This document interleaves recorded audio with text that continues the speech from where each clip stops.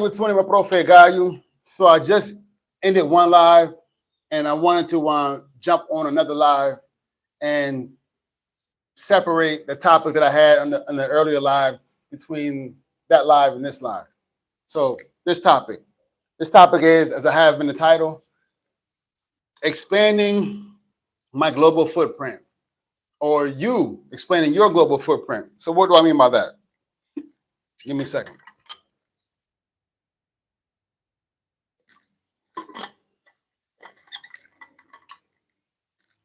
So, what I mean by expanding my global footprint is more than just expanding my options, right? I mean, planting roots in various parts of the world. So, why would I want to go and do that? Well, a couple of things. One thing is always the experience, right? The experience meaning that if you are the type of person that likes one place, but then after 2 weeks, a month, you still like it, but you want to experience something else, then you may be like me, where you like variety. I like variety. So, with that said, is that may interest you. That may interest you to want to expand your global footprint. Especially when one have traveled for the first time. Now I know that some people that may watch this video may have never traveled, or maybe they traveled one time, was like, damn, I got that addiction. I got to go again. Yes, it can be an addiction, but in a good way, because an addiction that sparks your curiosity, addiction that pushes you to learn more and more about the world. I've always said that the best tool for learning, the best tool for education is to travel. Travel. You travel, you are going to get educated, enlightened about a lot of things about the world. So, with that said, definitely, uh, if you're like that, you should look at expanding your global footprint. How would you do that? Why would you do that? So I would explain that. How? So the how is basically, as anyone would know if they were to move abroad, is income. Where's your income coming from? All right. So once you establish that income, whether it's you getting Social Security or some sort of pension, or if you're a vet, your VA disability benefits. If you have an online job, a remote worker, or something that you can do, you own a business, and something that you can do on the move, freelancing. That stuff helps. So it will help you maintain yourself while you're on the move. So that's the how. Also, the other part of the how is, well, if you are a U.S. citizen, if you are a German citizen, a British citizen, Australian citizen, Canadian citizen, you can go to a lot of countries. And even if you were a Brazilian citizen or a Mexican citizen, or some of these other grade A passports, there's a lot of places you can go to, visa free. But there are so many restrictions when you're just a tourist. I tell you, man, there's so many restrictions. Some countries you can't own a home or property if you are a tourist. Some places say, okay, you can own property as a tourist, but you cannot own on the beach, or you cannot own in these areas, right? It's very restrictive. Or maybe you cannot get a driver's license and drive a car because you're a tourist, right? Or, there's just so many restrictions as a tourist. You can't open a bank account. That it just defeats the purpose of being someplace for a longer than a short period of time. So, how do you do it? You get a residency. And a lot of these countries in the world, not all, a lot of these countries in the world, getting a residency is a fairly straightforward process, especially when you're dealing with the Americans, for example. For the most part, all they care about is, can you support yourself? As long as you can support yourself by, showing your bank statements or showing whatever your pension letter or whatever that case is, that's all they need. And you get your documents apostilled, whatever, turn it in, go to the consulate, get your visa, get your residency, boom, there it is. And you can spend your time in that country as long as you want. And basically, when you are a resident, you are a national of that country, not a citizen, but a national of that country. So you can basically do all the things that a citizen can do outside of some, small, minute things like you can't vote, or you can't run for office, or maybe you can't own property in certain areas, or you can't have a passport of that country, certain stuff like that. So you will find that that's the how, and you will find that your life will be easier like that in that country. Why? Why would you want to do that? And here's why: to plant roots. To maybe you have a business idea. You want to have a business in that country because that country is an emerging country and it's growing fast. You want to be a part of that economy. Or maybe you have a global business and you're trying to establish, locations in various countries. It's much easier to do that if you are a resident. It really is. So that's the why. A global footprint is something that I find to be very fascinating, because by just during my transition here to the Dominican Republic, I'm able to see a lot of potential. And I was in the Peace Corps, and I lived in Peru when I was in the Peace Corps. And in Peru, of course, I was young, so I was just out of college. So I didn't have the experience or the mindset to be able to look at things. But I remember I had a cousin of mine who was always pushing me, hey man, you speak Spanish. All you got to do is, talk to some folks and you can get some business moving. We can create a whole international network and all this. Man, my mind wasn't there. I wasn't thinking about all that. But now, going 10 years later, 12 years later, or 15 years later, whatever you want to put it, I see that now. And I see the benefits of having that global footprint and the opportunities that you can get from that. Even if you just wanted to invest in that country, investing in some of these countries is far more cheaper than investing in the United States, especially when you're investing in a country that's growing. And you are investing in a country or a city that's still relatively cheap, but you're seeing the cost of living increase. You're seeing real estate increase. You're seeing the economy grow. That's the opportunity that you want to take to jump in on that country. So I think that a lot of people, it's difficult for them to see that. And I'm not a business wise person. I'm not. I'm far from it, right? But I'm learning, because I know I'm not, but I'm learning. And one thing I'm learning is that a lot of people are jumping on board in some of these countries that are growing. And I keep saying this: the Dominican Republic is on the verge of becoming the 6th largest economy in Latin America, a country of 11 million people, a country of 11 million people in the Caribbean is on the verge of becoming the sixth largest economy in Latin America. And that's after number one is Brazil, number two is Mexico, number three is Argentina, number four is Colombia, number five is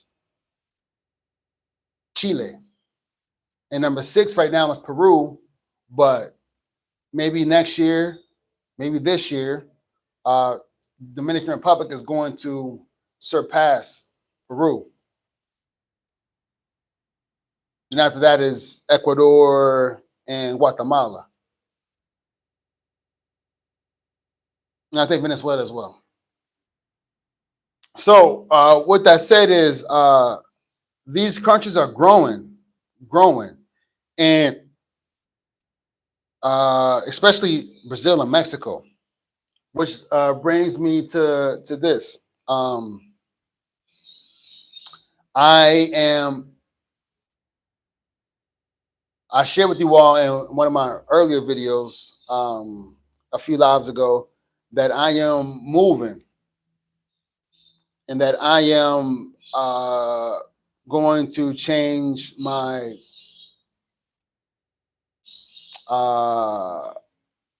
permanent residence, or my base, I should say. I'm going to change my base from the Dominican Republic. And I was going through various processes to figure out which best, doing some investigations to figure out which countries are best. And I'm not just looking at countries that are growing that may be good for business, but also their immigration process. And how would that work for what I'm trying to accomplish? And after doing months and months of investigations, I discovered that I am going to focus on Mexico. So Mexico will be my new base.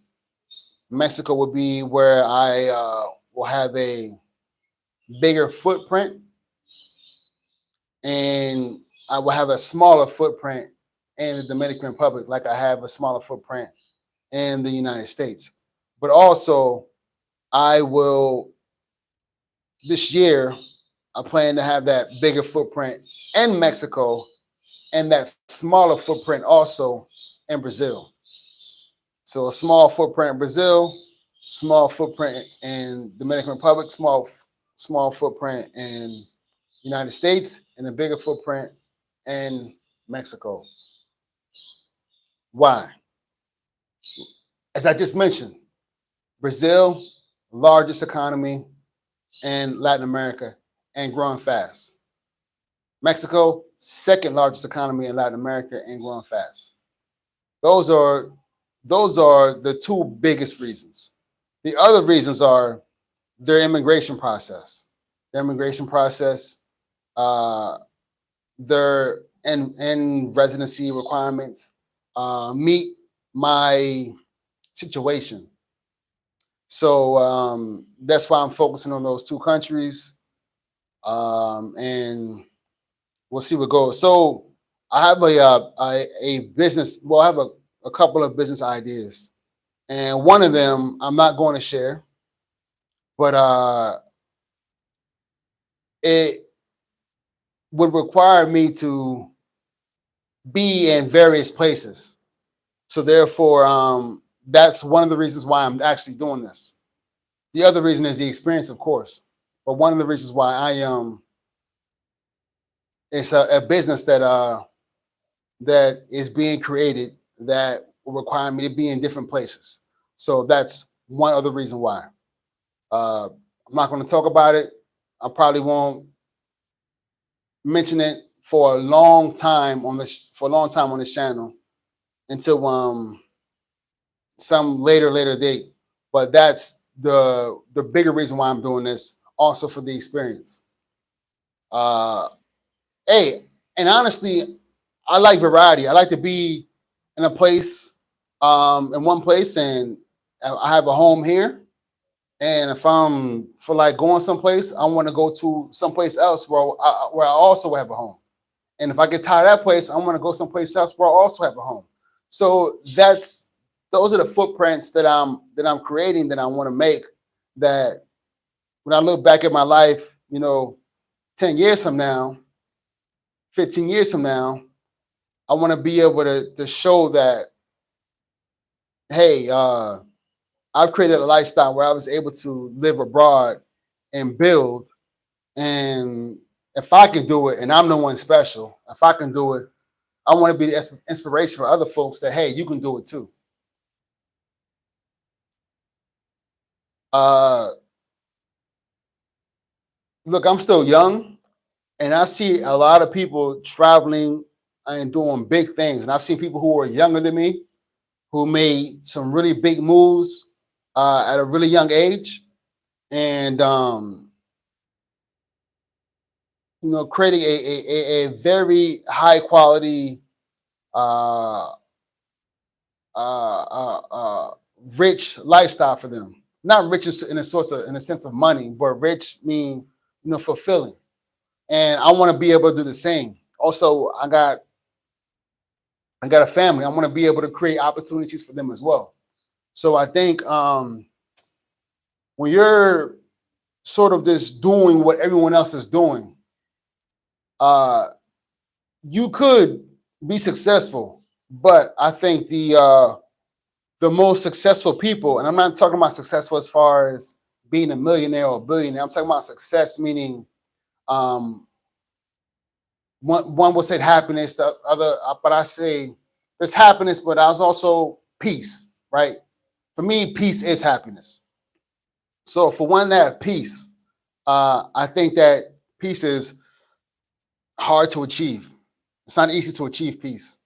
And when you achieve peace, for me, that is success.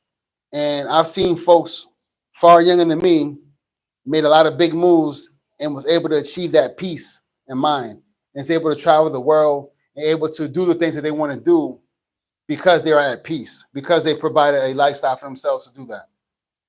Uh, I want to do the same. So that's what I have embarked on doing, and that is what I'm going to do. And over time, we'll see how things go.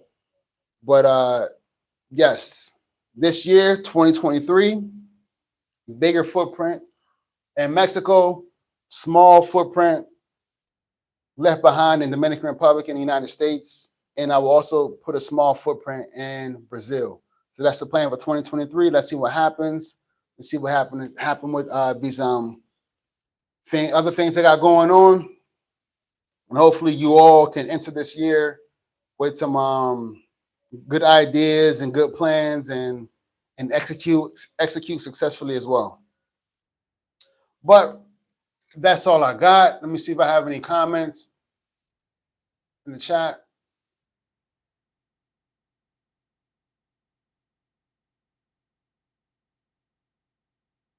I don't see anyone in the chat.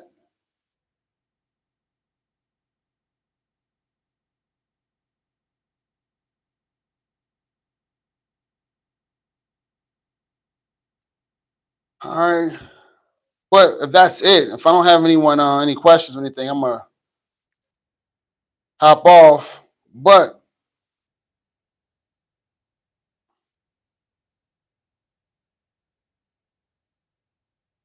no, I don't have any questions. All right, so that's all I got. Hey, so that's it. Thank you for tuning in, Profe Gallo. And hopefully, if you like this video, please give it a like, share, subscribe. If you have any questions about anything I mentioned in this video, let me know. You have any questions on Dominican Republic or that process for immigration with Mexico or Brazil? I am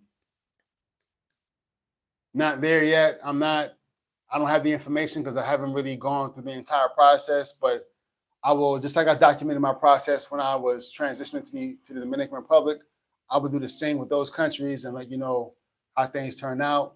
so that if any of you are interested, you can also check it out as well. But that's it. That's all I got. Have a great Sunday. Enjoy football. Enjoy basketball, college basketball, and anything else going on. Peace.